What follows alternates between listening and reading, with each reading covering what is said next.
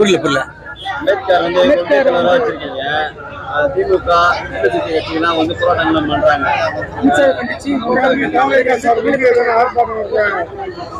தலைவருடைய முடிவு தான். தலைவர் என்ன முடிவு எடுக்கிறாரோ அதுக்கு என்னங்க நாங்க செஞ்சிருவோம் கண்டிப்பா.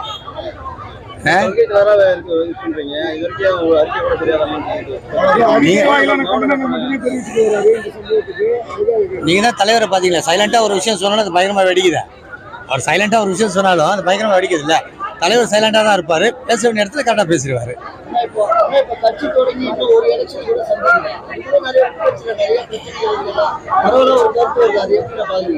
அது வந்துட்டு பொதுவாகவே பாத்தீங்கன்னா நிறைய அந்த மாதிரி சம்பவங்கள் நடக்குதுன்னு சொல்லிட்டு வெளியே சொல்றாங்க. வெளியே சொல்றதை வச்சுதான். ஆனால் நான் என்ன சொல்ல வேண்டாம்னா, நான் இப்ப சொன்ன மாதிரிதான், ஒரு சின்ன நிகழ்ச்சியா இருக்கட்டும் பெரிய நிகழ்ச்சியா இருக்கட்டும் எல்லாத்துக்கும் ஆதரவு கொடுத்து நம்ம பண்ணலாம். ஏன்னா அவங்களுடைய சொந்த பணத்தை போட்டு தான் எல்லாமே பண்றாங்க. அப்படி இருக்கும்போது எல்லாருக்கும் முக்கியத்துவம் கொடுக்கணும். அதே சமயத்தில் வந்து அவங்களுடைய பெயினியை புரிஞ்சுக்கணும். அதை கண்டிப்பா வந்து நம்ம கட்சியில விரைவில் அதை புரிஞ்சு செய்வாங்க, கண்டிப்பா செய்வாங்க. கட்சியில வந்து பணக்காரங்களுக்குலாம் இடம் இல்லை, உழைச்சவங்களுக்கு மட்டும்தான் இடம். உங்க பொதுச் செயலாளர் சொல்றாரு.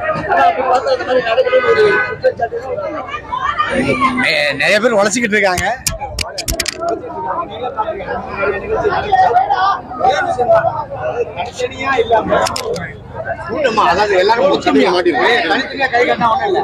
கைகள் இணைஞ்சாதான் பவர்ஃபுல்லா இருக்கும், அது இன்னும் சிறப்பா இருக்கும். அதனாலதான் நான் என்ன சொல்றேன்னா, எல்லாத்துக்குமே சப்போர்ட் பண்ணுங்க. நான் சொல்றேன் எல்லாத்துக்கும் சப்போர்ட் பண்ணுங்க, எல்லாருக்கும் சப்போர்ட் பண்ணுங்க.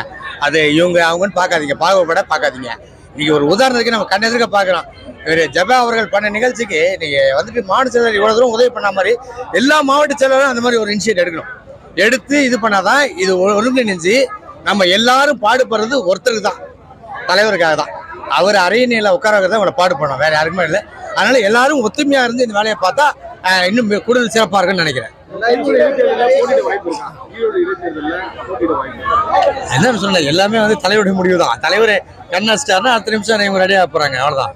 இப்போ என்னையே தலைவர் ஒரு விஷயம் பண்ணுங்க பாலாஜி அப்படின்னா நம்ம பண்ண போறோம். மாநாடு விஷயத்துல சார் சொன்னாங்க, நம்ம பண்ணோம். அதே மாதிரி நமக்கான விஷயம் நம்ம கிட்ட சொல்லி நீங்க பண்ணுங்க அப்படின்னா அடுத்த நிமிஷம் நம்ம ரெடியா இருப்போம். எல்லாமே அதுக்கான ஆயத்தமா இருக்காங்க.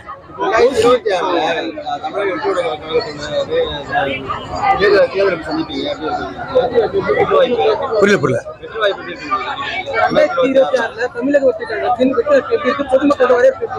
நீங்க இப்ப இருந்தே பாக்குறீங்களே, இப்ப இருந்தே வெற்றி வாய்ப்பு தானே. ஒரு விழாவும் வெற்றி விழா தான்.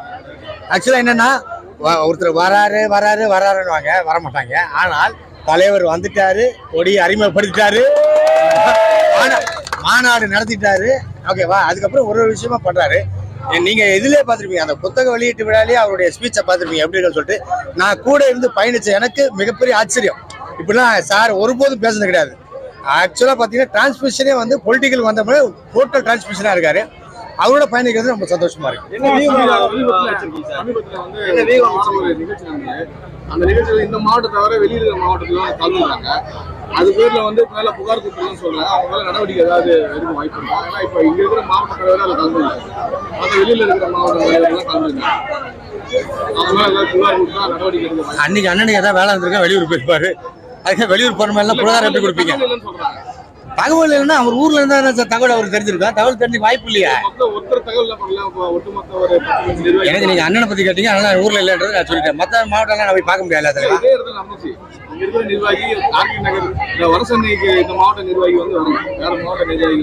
சார் குழந்தை இப்பதான் பிறந்துக்குது, இனிமேதான் ஏச்சி நடக்கணும். அதுக்குள்ளே இப்போ ஓடியா ரன்னிங்ல போ குதினா எப்படி குதிக்கும்? நடிகர் விஜய்க்கும்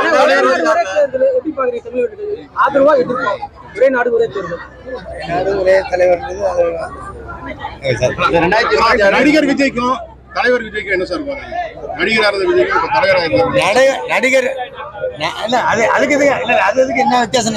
நடிகரா இருந்த விஜய்க்கும் தலைவரா இருந்த விஜய்க்கும் என்ன வித்தியாசம்? சினிமால வந்து நடிகரா இருந்த விஜய் வந்து பஞ்ச் டைலாக் எல்லாம் பேசுவாரு.